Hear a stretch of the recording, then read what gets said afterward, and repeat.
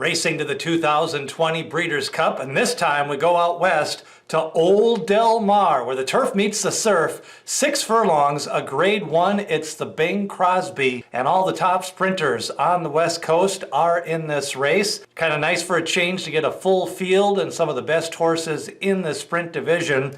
And really a couple of surprises at the end. Collusion Illusion, who is also considering the Jerkin Stakes out east at Saratoga. McKinze entering. That really spiced up this field. Let's take a look, starting at the rail.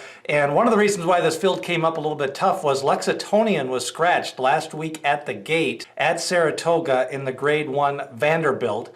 They decided to pack up, go out west, and Drayden Van Dyke gets the mount. Last time out, he beat Hog Creek Hustle in a very strong race at Churchill Downs.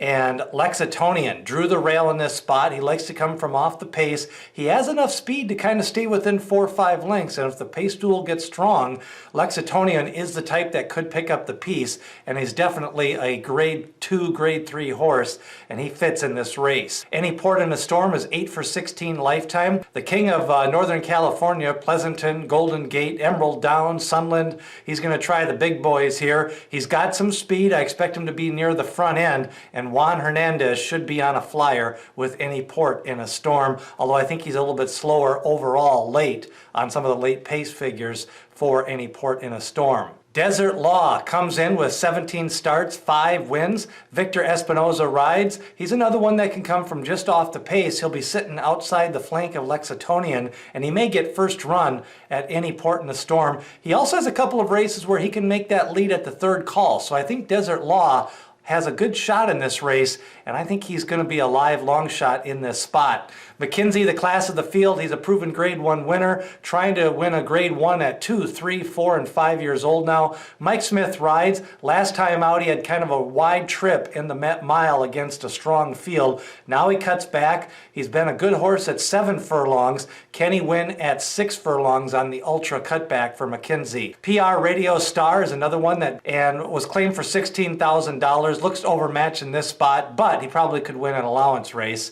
Fashionably Fast, the fast California bred, going to try to take on Open Company here. He's another one that does his best running just off the pace, pressing that pace against Any Port in a Storm and McKinze. I think he also is going to sit in a good spot, but late he may not have the punch needed. Law Abiding Citizen is a veteran of these sprinters out west, 26 starts, 7 wins. And looks like Law Abiding Citizen is going to be on the outside of the other speed. I'm not sure if that helps him in this spot, but Del Mar was, horses can rally wide at Del Mar, and you don't necessarily need to be on the engine lately at Del Mar. Wildman Jack tried the turf the last time out. He's been mixing it up on the turf and the dirt. Overall, I think he's just going to be over his head here in a grade 1 on the dirt. Meanwhile, Collusion Illusion is the 3-year-old facing older horses. Been a fast horse, 4 wins and 5 starts. The other time he threw his rider, pulled up. And so Collusion Illusion off a couple of 3-length wins in 2020.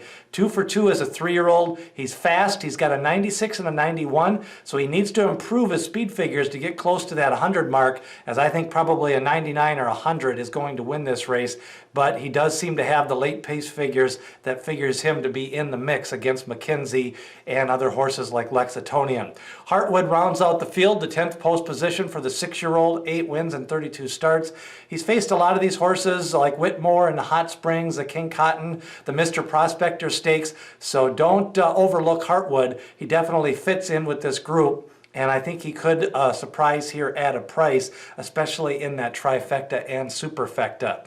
Interesting field. I think McKinze's going to go favored. I kind of like Lexitonian and Heartwood in this spot. I'm not sure McKinze wants to drop back to that 6 furlongs, although he could come rolling late. The one time at 7 furlongs, a couple of years ago, all the speed kind of collapsed and he was late at 7 furlong. Remember, hit like and subscribe. Share this horse racing video with all your horse racing friends. Hit that subscribe button, and also we'll be leading you up to the Breeders' Cup and the 2020 Kentucky Derby. Our Breeders' Cup videos will start next week in August, and we've also got a preview up already this week of a stakes race from Del Mar in the Shared Belief Stakes. We're going to have previews of the Whitney, so hit that subscribe button, smash that like button, and also ring that bell for notifications as we read you up to graded stakes racing in 2020.